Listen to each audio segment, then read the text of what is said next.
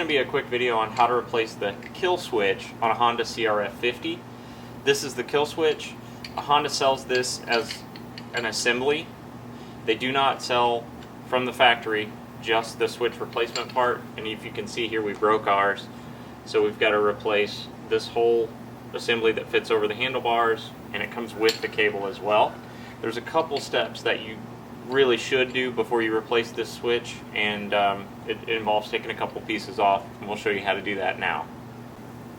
Okay, so because the replacement kit comes with a wire, you're going to have to rerun the new wire, and the wire goes down the frame underneath the gas tank here, and ultimately to this connector back here. Now, you don't have to take the plastics off.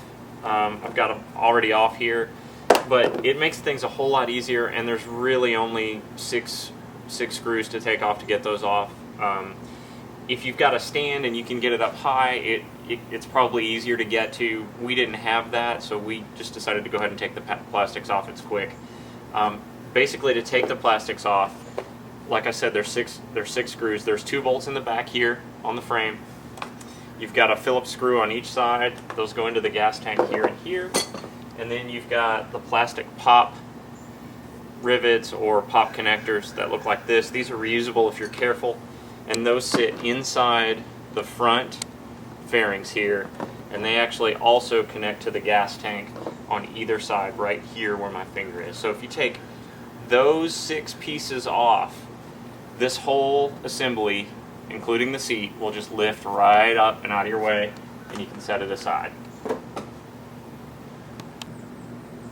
Alright, so we've traced our kill switch wire. We know that it goes all the way back here. There are 2 wires, the green and the black. It's actually a black with a white stripe. That matches exactly what we've got here on the new part. We've got the green and the black with a white stripe.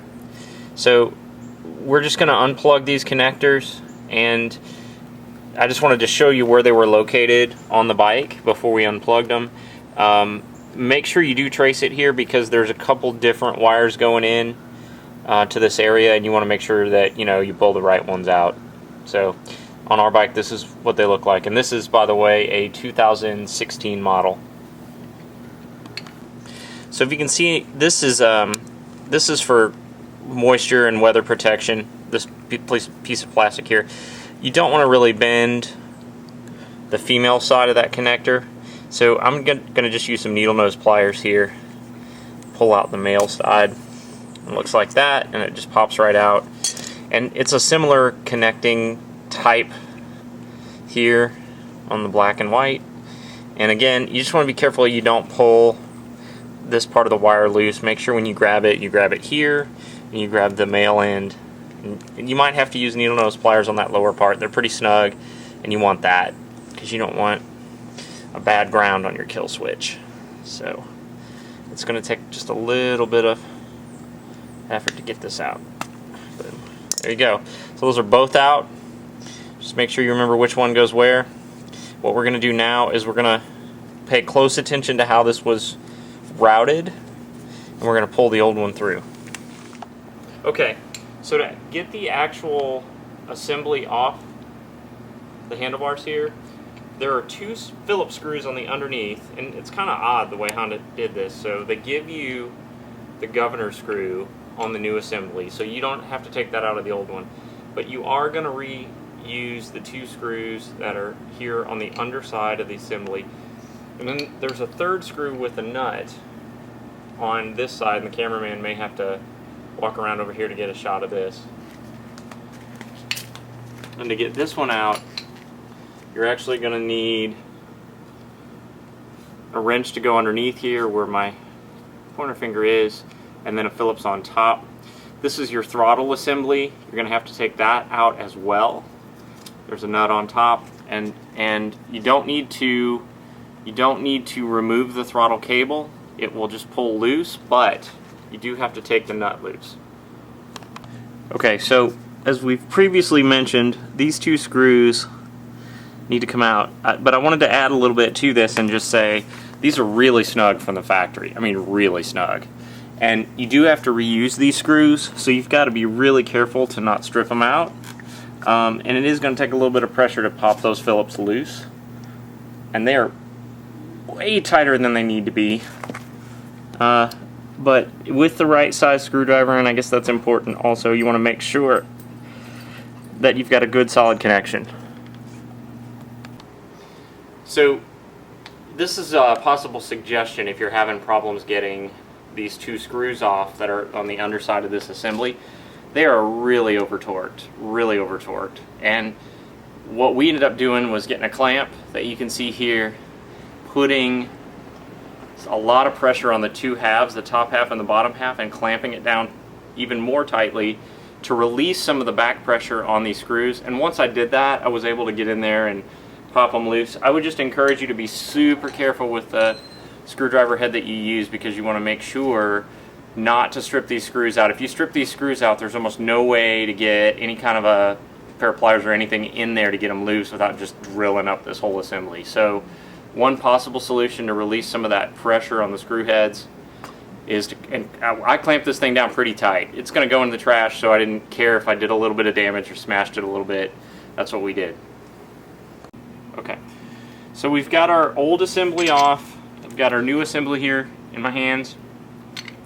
You've got to reattach your brake cable and your throttle cable, and I would suggest to you that you do them in this order. I would do the throttle cable first, and there's a reason for that. Once you fish your throttle cable end back into the assembly and you thread that throttle cable elbow back into the assembly, you can twist the assembly if it's still loose. So that's why I suggest that you do the throttle cable first. Then once you've got this guy attached, you can go and hook up the brake cable. Then you can attach it to the handlebar. So that's exactly the order that we're going to do it. Alright, so we've got our throttle cable reattached loosely.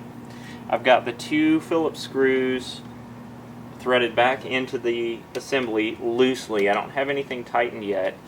And you can see it slides around and moves around, and that's on purpose. We want to make sure we get everything realigned correctly before we start to tighten it down.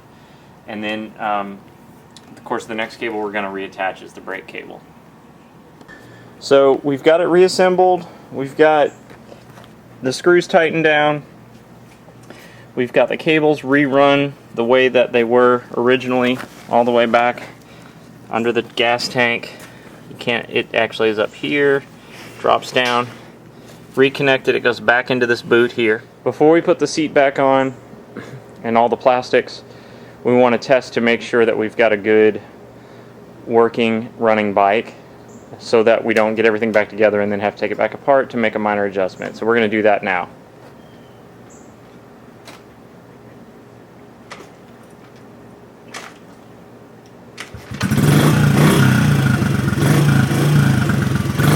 Alright, let's test our kill switch. I'd say that's fixed. It works. Good job. Alright everybody, that's it. Thank you so much for watching. I hope this video was helpful to you.